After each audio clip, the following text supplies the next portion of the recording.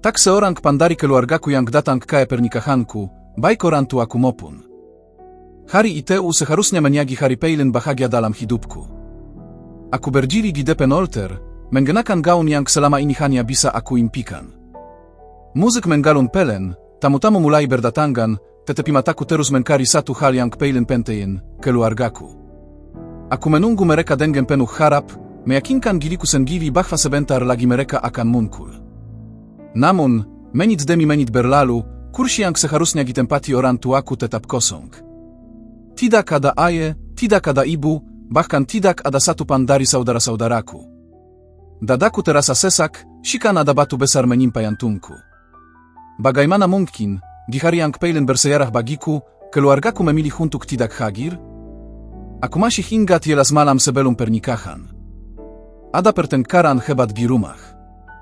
Suara ayah meninggi, ibu menangis, dan saudara-saudaraku hanya terdiam dingin. Semua itu terjadi karena pilihan hidupku, karena aku memilih orang yang mereka anggap tidak pantas untukku. Aku tahu mereka kecewa, tapi tak pernah kusangka mereka akan benar-benar mengabaikanku di hari pernikahan ini. Tatapan tiemi undangan mulai terasa menusuk. Mereka berbisik-bisik, mempertanyakan gimana keluargaku.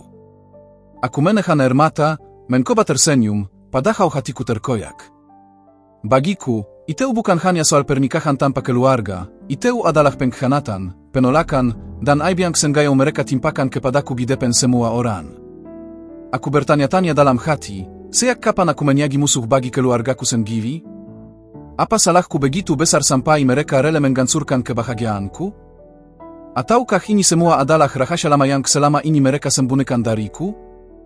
Sesuatu yang lebih kelam daripada sekadar ketidaksetujuan pada pernikahanku? Aku berdiri di altar dengan senyum yang dipaksakan, sementara dalam diriku badai amarah dan kesedihan bergemuruh. Rasanya seperti aku dikhianati oleh darah dagingku sendiri. Setiap tatapan tiemi undangan yang tertuju padaku seperti pisau yang menusuk kulitku. Mereka mungkin tidak berkata keras, tapi bisikan mereka terdengar jelas di telingaku. Di mana keluarganya? Pertanyaan itu seolah menggema di seluruh ruangan.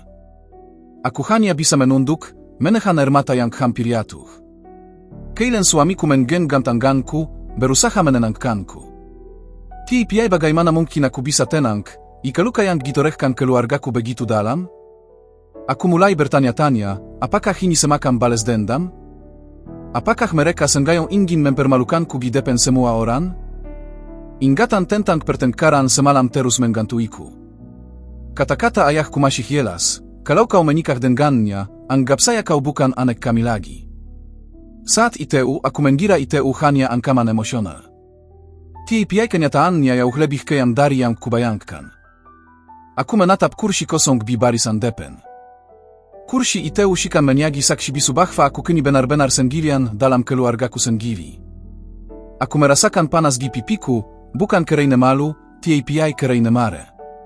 Bagaimana bisa orang tuaku tiga melakukan ini padaku?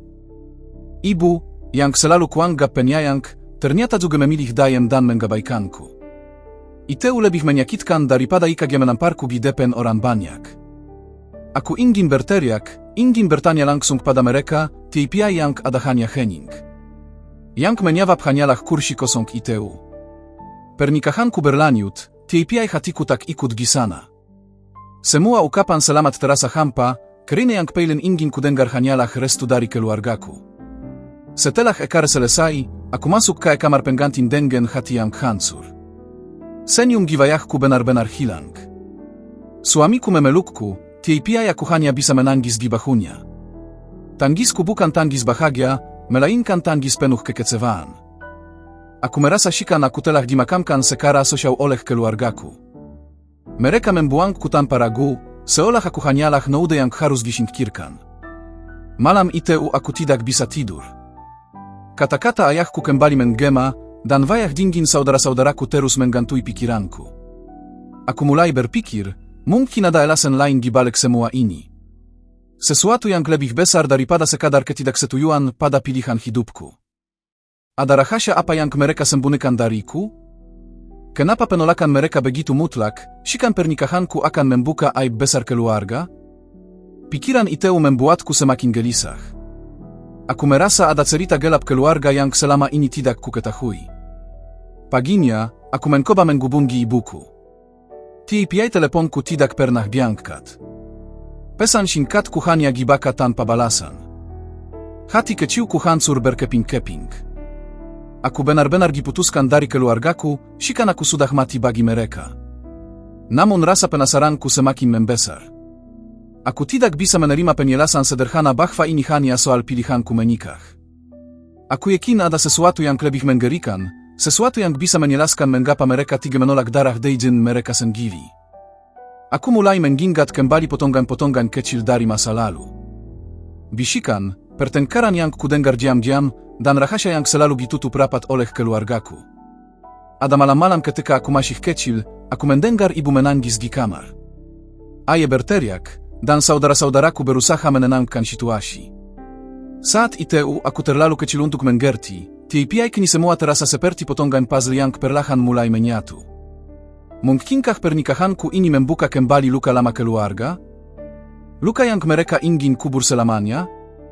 Aku mencoba mencari tahu dengan mendekati salah satu saudara jauhku. Dia adalah satu-satunya yang masih mau berkomunikasi denganku. Saat aku menemuinya, dia tampak gugup. Matanya gelisah, seolah ada sesuatu yang ingin dikatakan TPI ditahan. Kau tidak mengerti, ada hal yang lebih besar dari ini semua, katanya dengan suara pelan. Kata-katanya membuat bulu kudukku berdiri. Apa maksudnya? Apa yang sebenarnya mereka sembunyikan? Aku mendesaknya untuk bicara, TPI dia hanya menggeleng dan berkata, jika aku memberitahumu, semuanya akan hancur. Aku pulang dengan pikiran yang semakin kakao. Apa yang bisa lebih menghancurkan daripada diputuskan oleh keluargaku sendiri? Malam itu, aku mulai membuka album lama. Foto-foto keluarga menatapku dengan senyum palsu, jika mereka sedang menyimpan 1000 rahasia. Aku menemukan satu foto yang membuatku terdiam lama.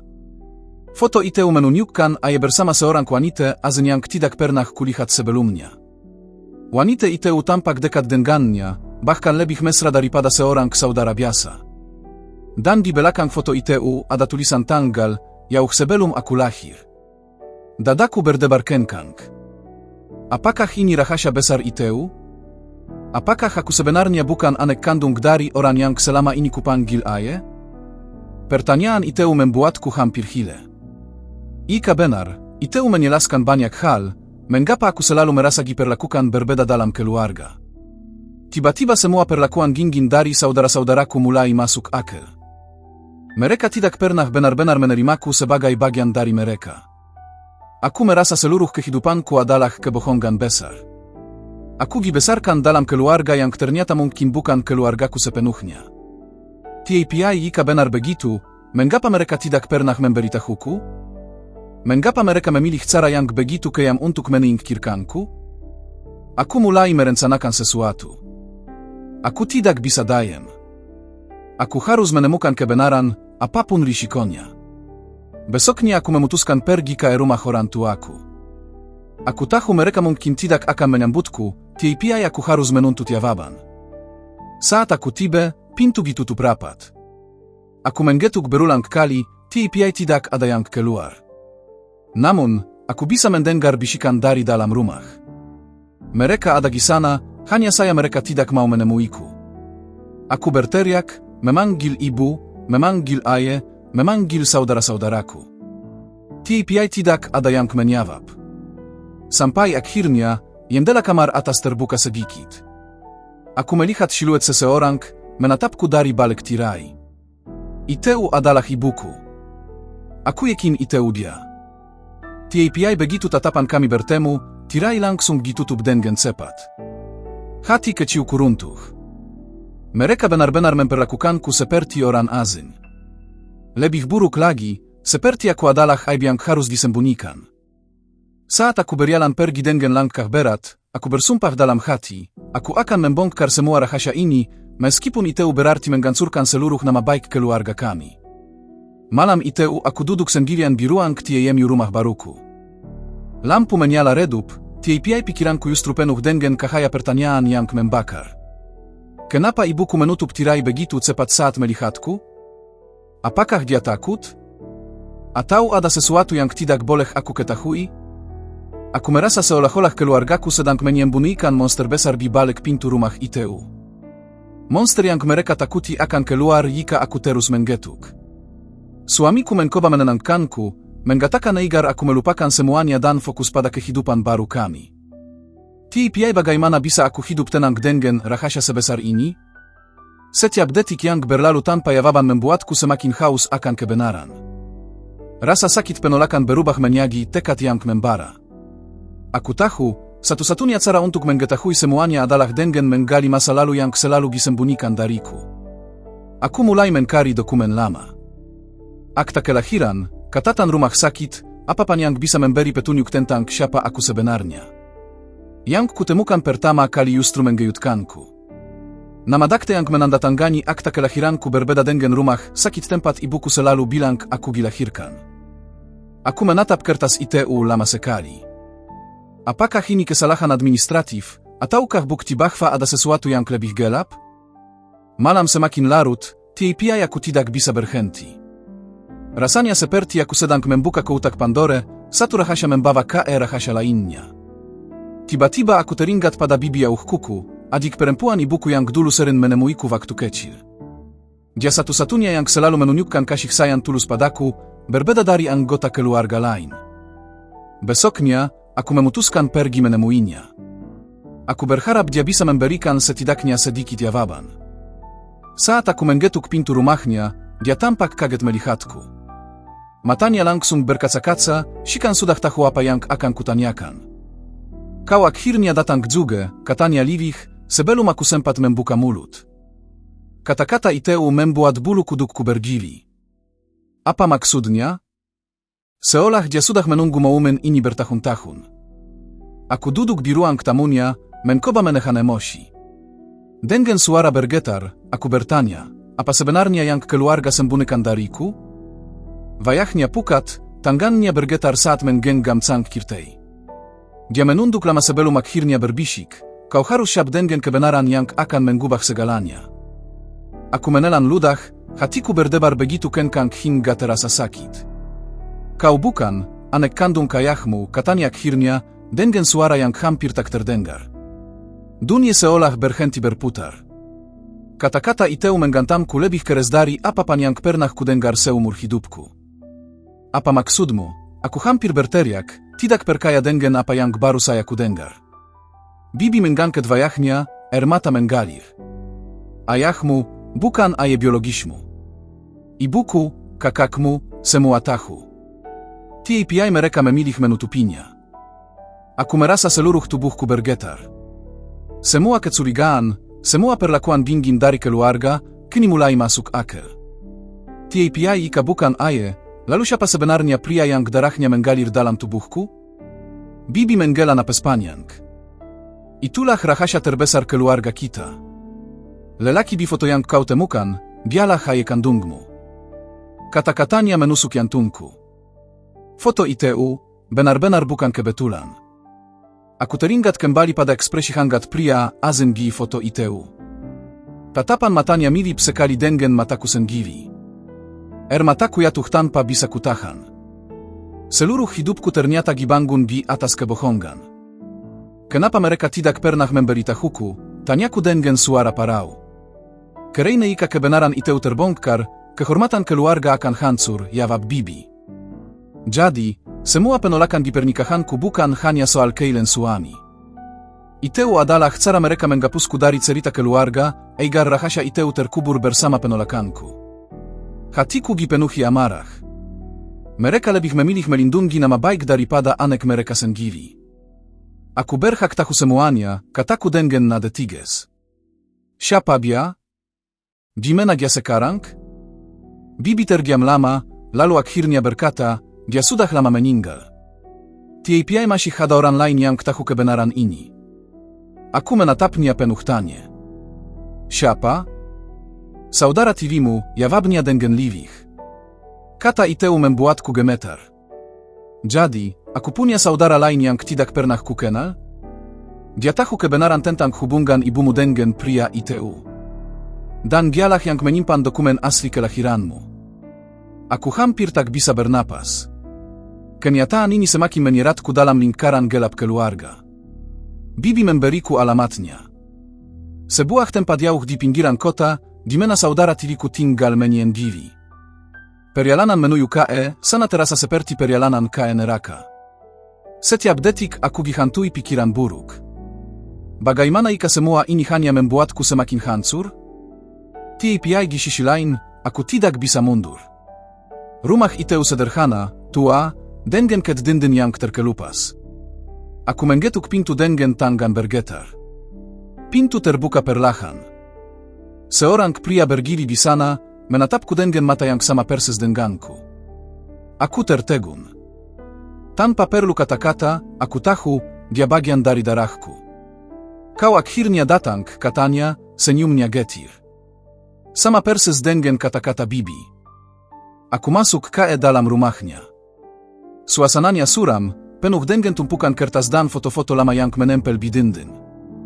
Dia mengambil sebuah kotak kayu dari lemari. Ini semua adalah bukti yang kau cari, katanya sambil menyerahkannya padaku. Aku menatap kotak itu dengan tangan gemetar. Aku tahu, begitu aku membukanya, hidupku tidak akan pernah sama lagi. Aku memegang kotak kayu itu erat-erat, jantungku berdegup psikan akan meledak. Tangan saudara tiriku sedikit bergetar saat menyerahkannya padaku, seolah dia tahu beban apa yang terkandung di dalamnya. Saat membuka penutup kotak, aroma kertas tua langsung menyeruak, bercampur dengan bau debu dan rahasia yang sudah lama terkubur. Di dalamnya ada tumpukan dokumen, foto-foto usang, dan beberapa surat yang disegel rapat dengan pita merah. Aku mengambil salah satu foto. Itu foto ibuku, jauh lebih muda, tersenyum bersama pria yang sama dengan yang kulihat di foto lama sebelumnya. Tiap kali ini berbeda. Mereka berdiri bersama seorang bayi kecil di pelukan ibuku. Bayi itu, aku. Dadaku serasa dairmas. Itu adalah bukti yang tak terbantahkan. Aku adalah anak dari pria azin itu. Itu kau, kata saudara tiriku pelan, seolah ingin menegaskan kenyataan pahit yang sedang kutatap. Aku ingin berteriak, ingin marah, tiap suaraku tercekat di tenggorokan. Bagaimana mungkin ibuku menyembunyikan kebenaran ini sepanjang hidupku? Aku meletakkan foto itu dan membuka salah satu surat dengan pita merah. Tulisan tangan Gi, sana jelas milik ibuku. Surat itu ditujukan pada pria itu, ayah biologisku. Dalam surat itu, ibuku menulis tentang cintanya yang terlarang, tentang kebingungannya memilih handphone dua lelaki, dan tentang ketakutannya akan kehancuran keluarga jika rahasia itu terbongkar. Mataku jatuh deres. Jadi, aku adalah hasil dari sente yang dianggap dosa oleh keluargaku. Aku merasa seperti seluruh identitasku direbut paksa. Aku bukan anak dari keluarga yang selama ini kucintai, aku hanyalah penggingat dari kesalahan yang ingin mereka kubur. Saudara tiriku duduk di sampingku, wajahnya tenang tiap matanya penuh luka. Aku tahu bagaimana rasanya hidup sebagai rahasia. Aku juga korban. Aku menoleh, bingung. Apa maksudmu? Dia menggela napas panjang. Aku anak dari pernikahan sah pria itu. Itu berarti, aku saudaramu yang sesungguhnya. Kata-katanya membuat kepalaku berputar. Jadi, aku dan dia benar-benar terhubung oleh darah yang sama. Kita berdua sama-sama ditinggalkan, lanjutnya. Dia memilih ibumu, lalu meninggalkan keluarganya sendiri. Aku tumbuh tanpa ayah, sama seperti kau tumbuh tanpa kebenaran. Luka lama yang dia ceritakan membuat hatiku semakin perih. Betapa kejamnya kenyataan ini, bahwa satu sente terlarang bisa menghancurkan dua keluarga sekaligus. Aku menatap wajahnya lama-lama, mencari kemiripan. Semakin kuamati, semakin jelas kami memiliki garis wajah yang sama. Rasanya aneh, menemukan saudara sejati di tengah kegelapan, tiap juga menyakitkan karena kami bertemu bukan sebagai kebahagiaan, melainkan sebagai bukti pengkhianatan. Apa keluargamu tahu tentang aku? Tanyaku dengan suara bergetar. Dia mengangguk pelan. Mereka tahu.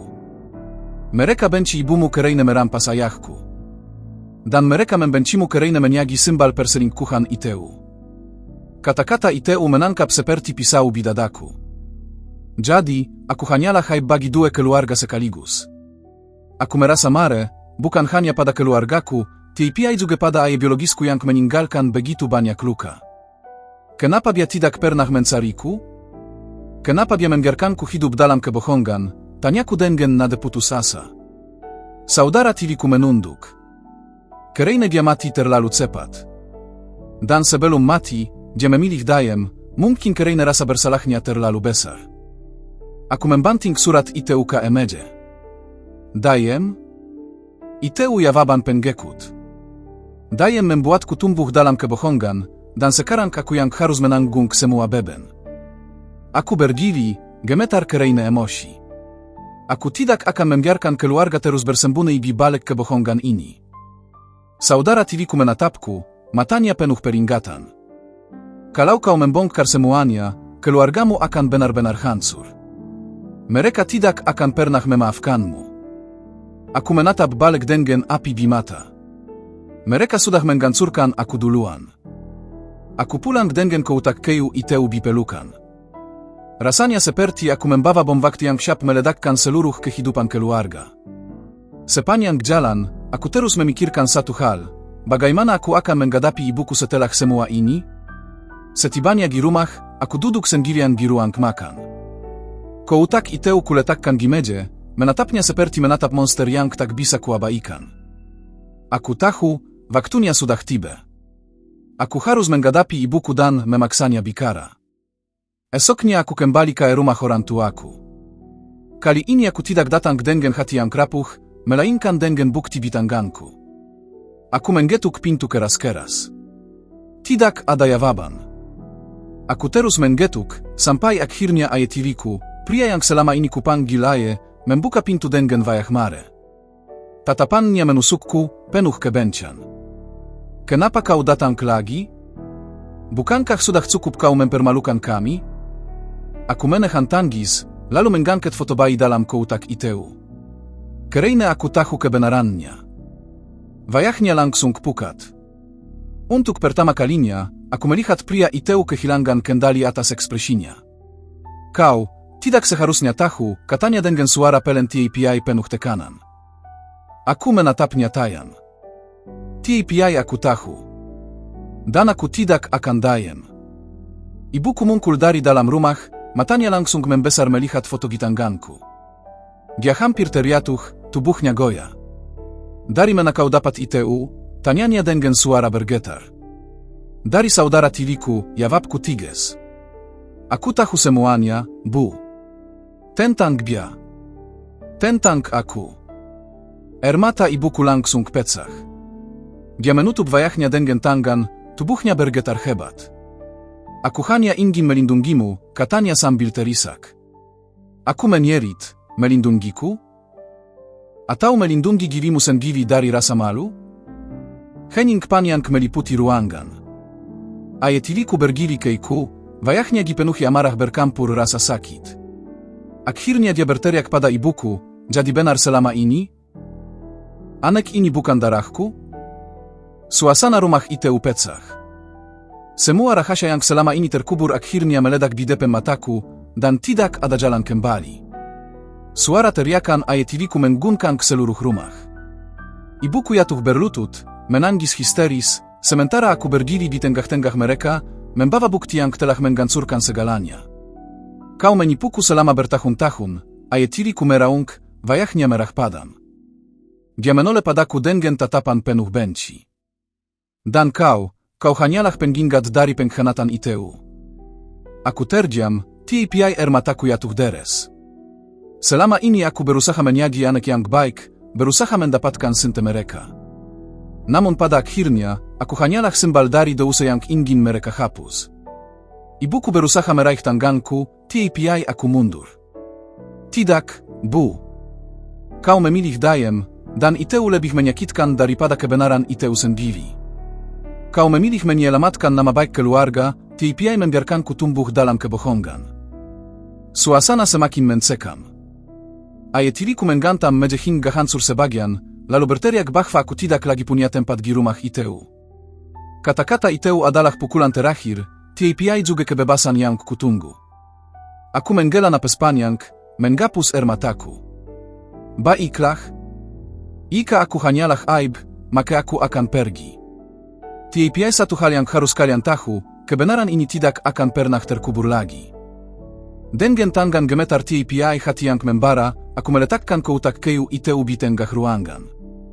Biarkan dunia tahu rahasia kalian. Biarkan semua orang tahu siapa aku sebenarnya. Aku tidak akan menyagi bayangan lagi. Ibuku menyerit, mencoba menghentikanku, tiap aku sudah berbalik. Aku melangkah keluar dari rumah itu, meninggalkan teriakan, tangisan, dan kebohongan yang selama ini membelengguku. Di luar, hujan deras turun, membasahi wajahku. Tiap kali ini air yang jatuh di pipiku bukan hanya air mata, itu adalah tanda kebebasan. Aku telah kehilangan keluarga, tiap aku mendapatkan diriku sendiri. Dan di dalam hati, aku bersumpah, aku akan membangun kehidupanku dari awal, bukan sebagai anak yang ditolak, bukan sebagai rahasia, tiap sebagai seseorang yang akhirnya berani menghadapi kebenaran, meski kebenaran itu menghancurkan segalanya. Terima kasih sudah mendengarkan kisah penuh emosi ini sampai akhir. Jika kalian merasa tersentuh atau terkejut dengan jalan ceritanya, jangan lupa untuk tinggalkan like dan komentar tentang pendapat kalian. Dukungan kalian sangat berarti bagi kami. Jangan lupa juga untuk bergabung dengan channel ini dengan cara subscribe dan aktifkan lonceng notifikasi, supaya kalian tidak ketinggalan kisah-kisah drama keluarga berikutnya yang tak kalah mengejutkan dan penuh pelajaran hidup.